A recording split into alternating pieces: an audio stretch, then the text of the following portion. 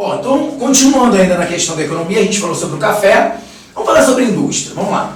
Eu quero que vocês entendam o seguinte, a gente já falou um pouquinho sobre isso, mas é entender que o governo está focado na questão do café, não é verdade? Então assim, não há um protecionismo alfandegário que facilitaria o desenvolvimento industrial sem dúvida nenhuma.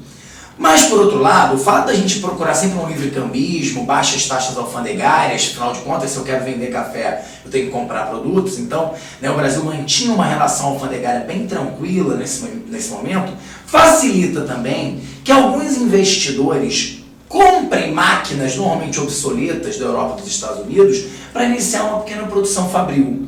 É bem verdade que essa, quando a gente está falando de indústria aqui, não são grandes indústrias, não é um projeto industrial, são quase que pequenas oficinas.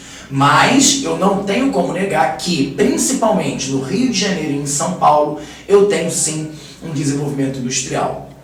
E isso é muito interessante que se diga, porque junto com essa indústria que aparece, vem também uma série de trabalhadores imigrantes que, além de trabalhar nas lavouras de café, trabalham também nesses centros urbanos. Tá? Então você vai perguntar, mas por que Rio de Janeiro e São Paulo? Eu queria entender por que nesses lugares. Por que nesses lugares? Porque a indústria aparece sempre paralela, secundária à atividade agrícola.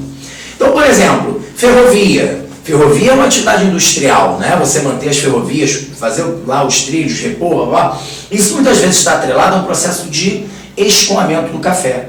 Beneficiamento de café, produção de sacos para café, tudo isso faz parte de um processo industrial atrelado ao café. Deu para você entender? Então, na verdade, a indústria está sempre atrelada a essa atividade, ou pelo menos está secundária a esse processo. Então, é de se imaginar que os grandes centros urbanos, eles sejam onde nós temos o quê? Capital. Indústria só aparece onde tem dinheiro. Não é verdade? Então assim, então tudo bem, São Paulo eu entendi por que o centro de São Paulo tem indústria, porque tinha dinheiro ali e muitos cafeicultores buscavam até mesmo variar, buscar e diversificar o seu investimento investindo em setores industriais. É correto dizer isso? É. Esse café oscila muito e tal, então investiu em outra coisa, isso é importante? É. Agora o Rio de Janeiro eu não entendi.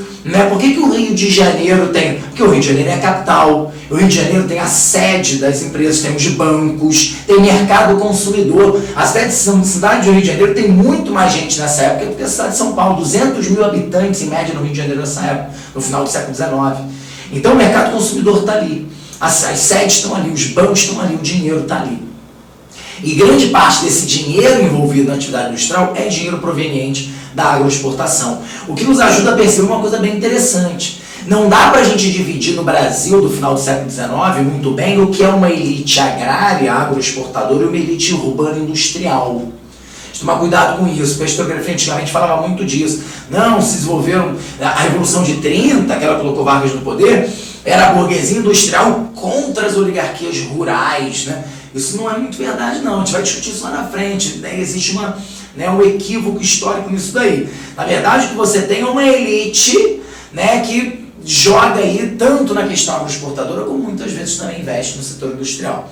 Então, o Rio de Janeiro e São Paulo são, nesse momento, os grandes, os lugares onde a indústria aparece, primeiramente. Então, uma indústria tímida, pequenas oficinas e com grande mão de obra imigrante. O que é interessante lembrar dessa mão de obra imigrante é que o movimento operário no Rio de Janeiro e em São Paulo, ele vai ser conduzido, ele existe e vai ser conduzido em grande parte por esses imigrantes. Tá? A gente vai falar ainda sobre isso também, sobre o movimento operário, sobre o anarcossindicalismo que foi muito forte aqui no Brasil no final do século XIX e início do século XX. Tá? E principalmente esse anarcossindicalismo, ele é conduzido, ele é trazido para cá pela influência desses imigrantes, primeiramente, notadamente espanhóis, inclusive os primeiros jornais anarquistas que circulavam aqui no Brasil, circulavam na língua espanhola, para vocês verem como é a influência dos espanhóis nesse sentido, mas também os italianos, então italianos e espanhóis, principalmente aí, os responsáveis por esse movimento operário no Rio de Janeiro e em São Paulo.